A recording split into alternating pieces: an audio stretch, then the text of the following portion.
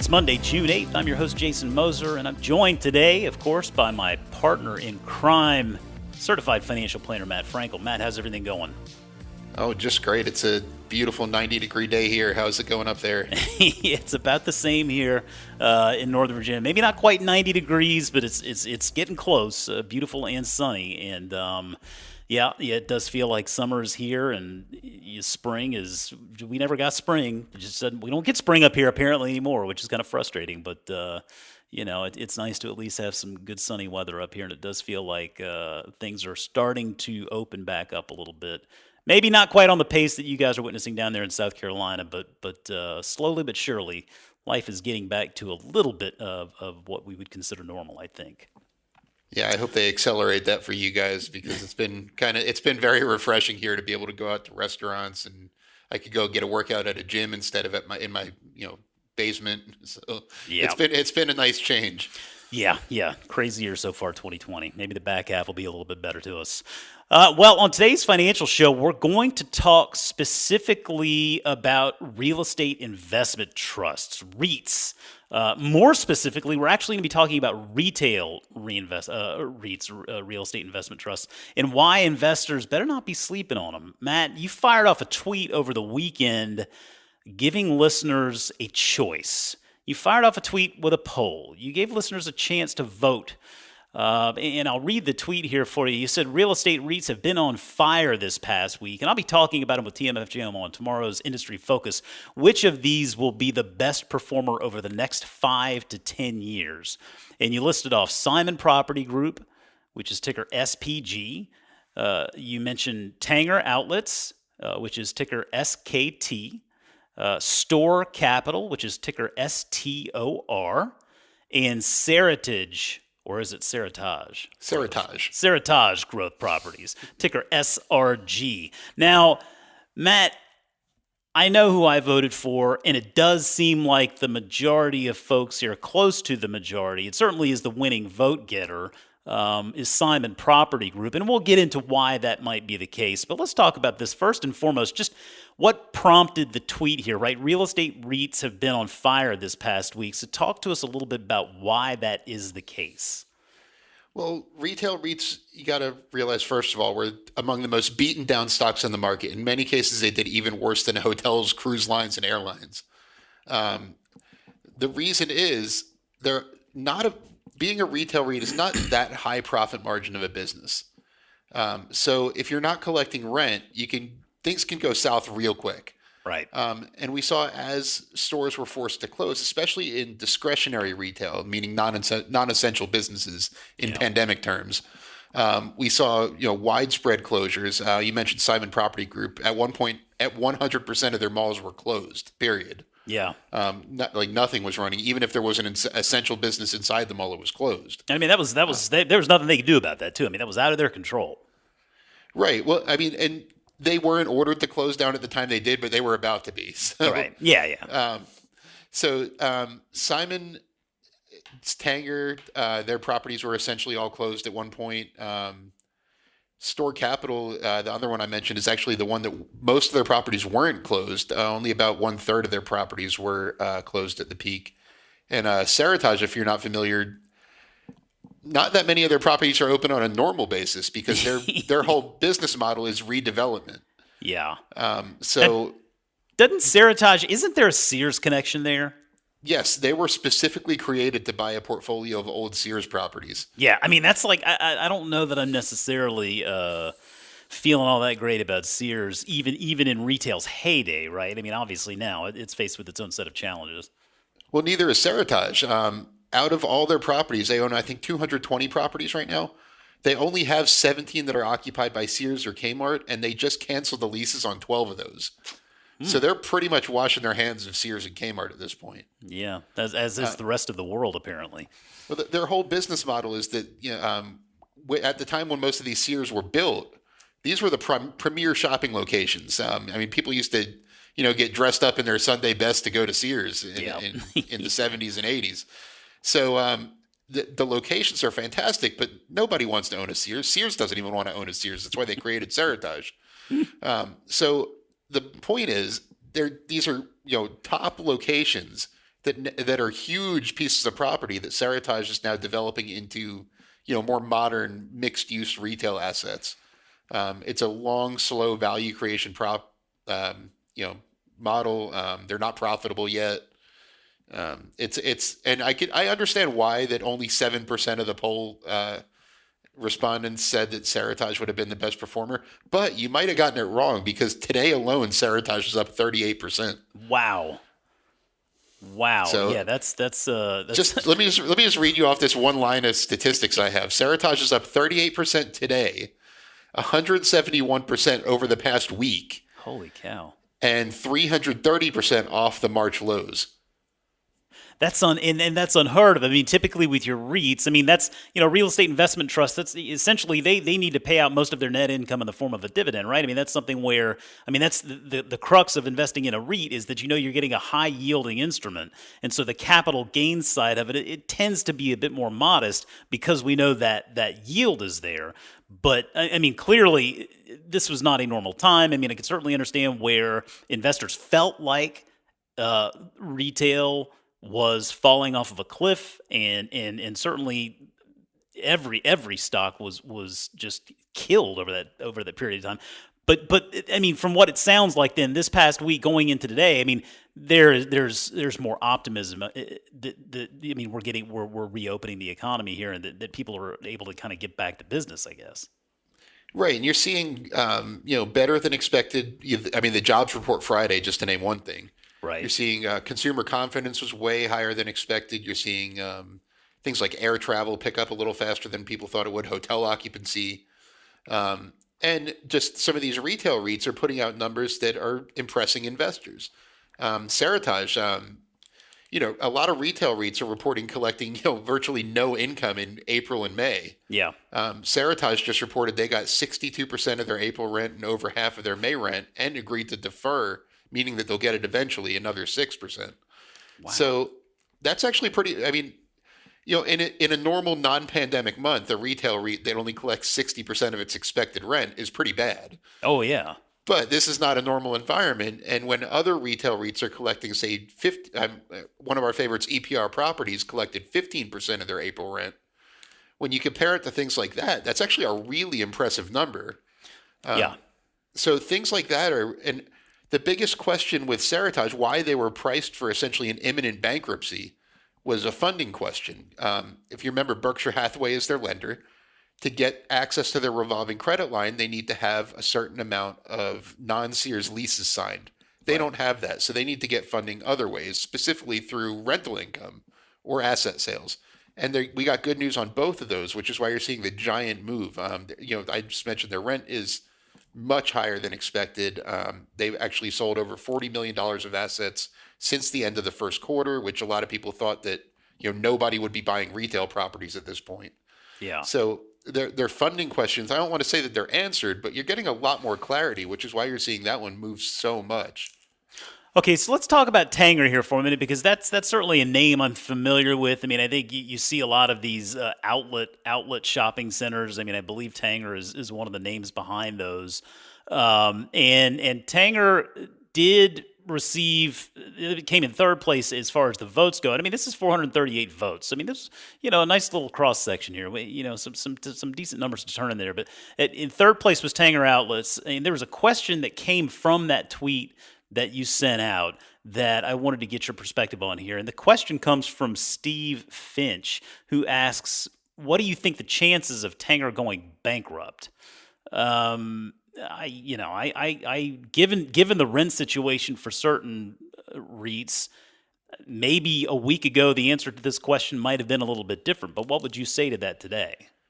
Well, the reason I actually bought some shares of Tanger during the pandemic was because out of the 4 companies in that poll, Seritage is the only one I ever thought had a realistic chance of going bankrupt in the next year or two. Okay. And the reason for that is it's not about what they're doing today. It's about how much money they have to get through the tough times and whether they're going to be profitable on the other side. Right. So Tanger, unlike Seritage, until this pandemic, was a very profitable company. Their stock price had underperformed for the past couple of years. There's a lot of questions about some of their tenants. Gap, which we'll talk about in a second, is a big tenant of theirs. Hmm. All these companies that are generally mall based and have, off price outlet stores are Tanger tenants.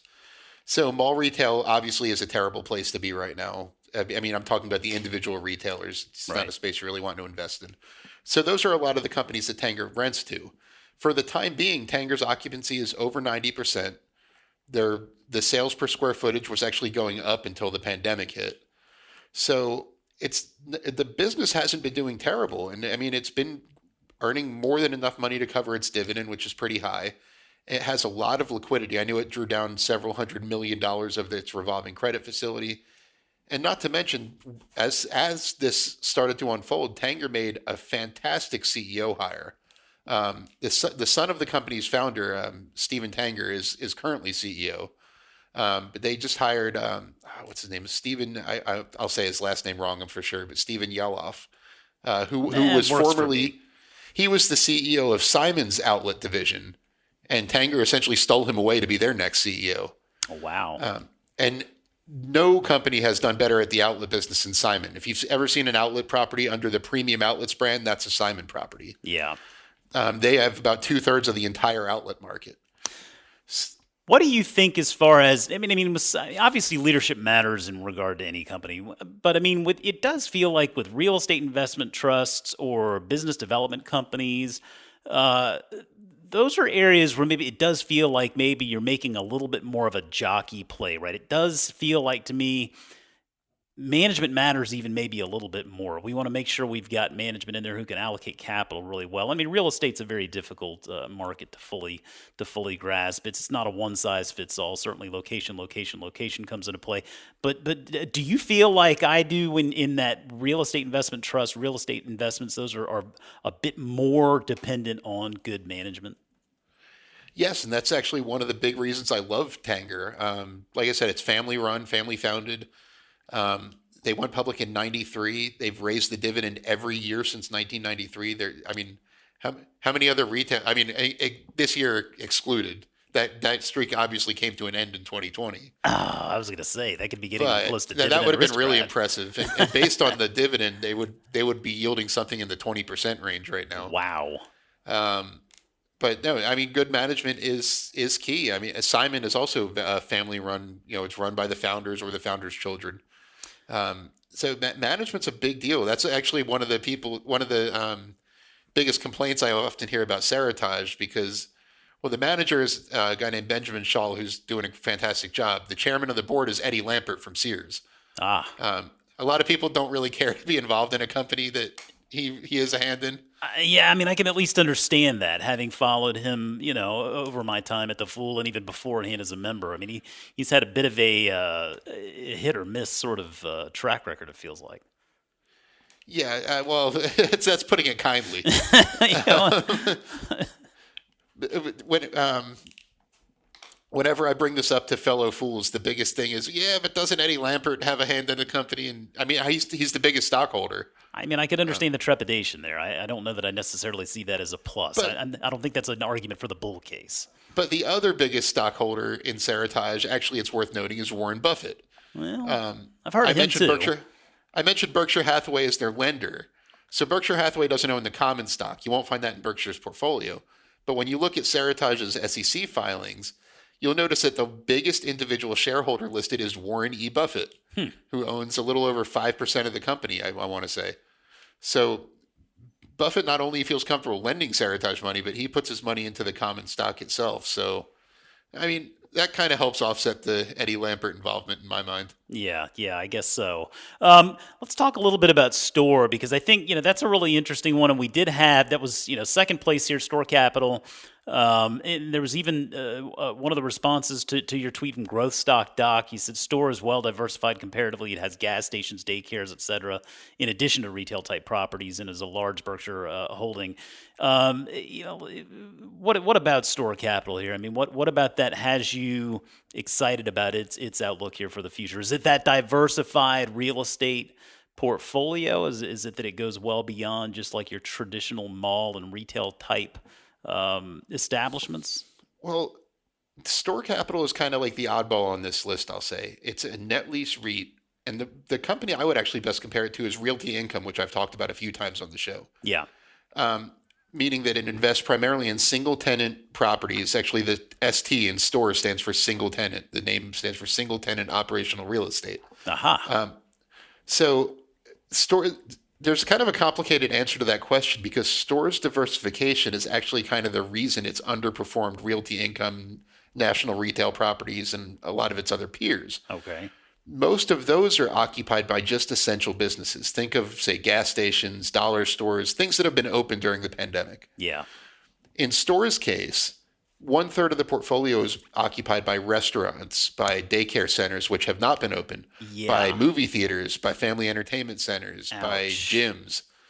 So that's 1/3 of the portfolio. So they've actually been hit a lot harder by the pandemic in terms of their tenants being closed than pretty much every other net lease REIT, which is why you're able to get it at such a discount right now in my mind. Again, I bought everything on that poll I've bought since the pandemic started. Okay, So well, let's put my talk money about where my mouth is. It sounds like you are. Well, let's talk about the winner in Simon Property Group, and you had mentioned earlier talking about the rents and the percentages there. We saw a headline here over the past couple of days here that Simon Property Group is actually suing Gap, the retailer Gap, over missed rents. And Gap apparently, one of its largest U.S. store tenants withheld 3 months' rent plus, totaling close to $70 million here. Now, understanding, obviously, a very unique time, and everybody's been stuck in one way or another. And we've even seen companies like Chipotle and Starbucks, companies that are really, in tremendous positions, even negotiating with their landlords to try to negotiate better rents here in the near term, just because of everything that had to be shut down and the costs that are coming from this pandemic here. Simon taking it to Gap here, and who knows how this is going to work out. I kind of feel like maybe Simon might have a little bit of a tough time getting everything that they want from this, but does that even matter? What kind of a look is that for Simon to take Gap to court over this? There's two sides to every story here. Yeah. First of all, I'll say I don't buy for a second that Starbucks needs rent concessions. Yeah, well, you're probably right. I don't know about you, but even during the depths of the pandemic, the Starbucks by me had never had longer drive-through lines. So they might not be as profitable as they were, but they're making enough to pay their rent. So anyway, moving on. The two sides to the story here are, one, Simon says Gap owes rent because they signed a lease. The lease says that they have to pay rent. And most leases, for retail or otherwise, specifically exclude viruses.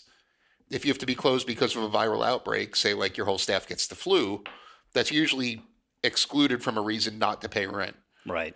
So Gap has a lot of stores at Simon Properties, 391 at last count. So they're a pretty big tenant. So Simon has somewhat of a leg to stand on here. Right.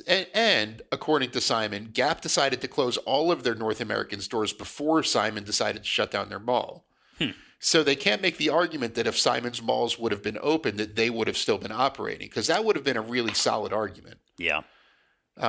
If it depends who closed first is kind of, I don't know if that's the legal argument, but it definitely, helps Simon's case. Sure. On the other hand, there's also usually a clause in leases that says you're guaranteed access to the property. If you're renting an apartment and you don't have access to the apartment, you generally don't have to pay rent. So it'll be interesting to see how this legal battle plays out. I have a feeling they're just going to come to some sort of settlement. I feel like that's the inevitable conclusion here. It's hard for me to imagine I can't imagine they want to draw this thing out. Especially if we have the opportunity. The long drawn out court battle is in nobody's best interest. It costs both of them money, and Simon's suing for any court costs, but they're still taking the chance that they're not going to win and spending millions of dollars on lawyers and court fees and things like that. It's in no one's best interest. So I have a feeling they're going to, say, okay, pay half your rent for those 3 months and we'll call it even. Yeah. And then I guess I wonder too, we're talking about all of this happening in the context of right now. The one thing we don't know is, will we see some type of second wave that puts these companies on weaker footing again. I mean, do we see a second wave where these stores have to close down again? If that's the case, they maybe look back to this point in time as some type of precedent. So, I mean, there's sort of that uncertainty that hangs out there as well. Yeah, and I agree. There is a lot of uncertainty here. If Gap continues to operate, which I don't see Gap going bankrupt anytime soon. I don't know about you. I think they're in pretty decent financial footing. Yeah. I mean, retailers are struggling, but they're one of the probably better positioned ones. As long as they continue to operate, I really don't see them making a really good case that they should have to pay nothing for those times. Yeah. Especially they're withholding June rent. In most cases, Simon's properties are open in June. Yeah, I was going to say, I mean, that's, it does seem like most things are kind of getting back into the swing of things here now, and it's only June 8th. So, yeah. That feels like the textbook definition of willfully withholding rent. Yeah, maybe reaching for a little bit more than they're entitled April here. and May, maybe I could have gotten on board with, but when they said June as well, that kind of sounds kind of opportunistic on Gap's part. Okay, so talk to me here then, because this is essentially, we love to form stock baskets, right? We love putting together collections of stocks based on big, long-term opportunities. We talk about the war on cash, talk about healthcare. This is a basket of stocks that you're looking at following here, isn't it? Yeah, I'm calling this my retail isn't dead basket. All right, and so that's and we're not. Yeah, it's not just these four. I would actually add Realty Income to there too, because that's one of my favorites. But, okay. I didn't buy any more Realty Income during the pandemic, so it's already one of my big positions, so that's why it wasn't included in the poll. But if I was going to make a formal basket, since your basket's done so well, so I need to kind of compete a little bit, I would do those 4 plus Realty Income. So that would be STOR Capital, Seritage Growth Properties, Simon Property Group, Tanger Factory Outlets, and Realty Income. I would call my retail's not dead basket. Notice that this isn't a bet on any individual retailers. Well, and I was going to say, that's one of the things I really like about this. This is the retail isn't dead, and really you're looking at retail from a different perspective. And I think that, that there's a good lesson to be learned there, particularly when it comes to investing in that. There's looking at one market opportunity directly, but then it's also looking at it from a little bit of a different perspective and the other players in that value chain. And while, there's a direct name in Gap and what they do as far as retail goes, there's another party in that value chain when it comes to something like a Simon Properties Group. It's maybe you don't hear about that when we talk about Gap and how they're performing, but Gap certainly needs Simon, in order to be able to support that real estate presence that they have, and so it's a neat way to look at, how these markets work together and the different players in those value chains. Yeah, it's like this is a basket that's betting that physical retail in some form will do just fine. Not necessarily that Gap or American Eagle or Abercrombie and Fitch are going to be fine in 5 years, but that the physical retail is not going anywhere. Well, I like just kind of like the war on cash basket isn't betting that on any specific recipient of cash payments. Yep. You're betting on the fact that cash is going to go away as a whole. So that's kind of the thought process here. And I even now that all these have rebounded, I mentioned that that Seritage is 330% off the lows, but the worst performer of that group since the March lows is STOR Capital, up by 101%. The worst performer. That's the worst out of the 4. Sheesh. Wow. Not since I bought. I wish I would have timed them all exactly at the lows, but it just didn't happen. STOR Capital's up 101% from the lows. Simon Property Group is up 119% from the lows. Tanger Outlets 140% from the lows. All of them are up 35% or more in the past week alone. All right. So it's fair to say that things seem to be moving along with the economy a lot faster than people thought, and that's really good news for these companies. Well, let's hope it continues, and the retail isn't dead basket. I love it, Matt. We'll be tracking it from here on out. You heard it here first, folks. The retail isn't dead basket. Thanks so much for that, Matt. Well, Matt, before we wrap up for the week, let's go ahead and give our listeners one to watch. What is a stock that you'll be watching here this coming week? I am going to watch Seritage just because it's been so fun to watch. I hate repeating myself, but it's just been such a fun one to watch. Not just because I own it. If I didn't own it, I would be really kind of glued to this one. And I mean, just seeing some of the comments that are coming in, where a lot of people are. I think Seritage still has a lot of room to go. It's still about 50% lower than its pre-pandemic level. So when I say it's up 330%, it's not back to even yet. It's just, slightly less bad. Right. So I mean, under the right circumstances, if their plans go right and their business bounces back, Seritage could be a pretty valuable stock in a few years. All right. So it's one that I've owned since before the pandemic. I added more, and it's a great business model. I've written about it a few times, so that's one I'm watching going forward, especially over the next week or two. Good deal.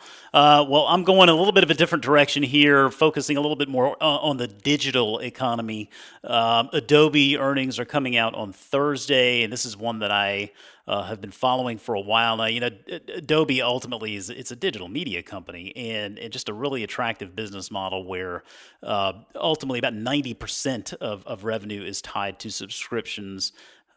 Which is just, we love seeing those subscription businesses. And while, the pandemic certainly knocked plenty of businesses on their backsides, I'll be really interested to see how Adobe managed its way through that stretch. I will say that when the bear market occurred, when all of these stocks were just being sold indiscriminately, Adobe was one that was tanking with the rest of them. I actually spent that was probably the stock I bought the most of during that bear market. I had always wanted to start a position in that company, and so I started a position, and I basically built out my full position in Adobe over that time.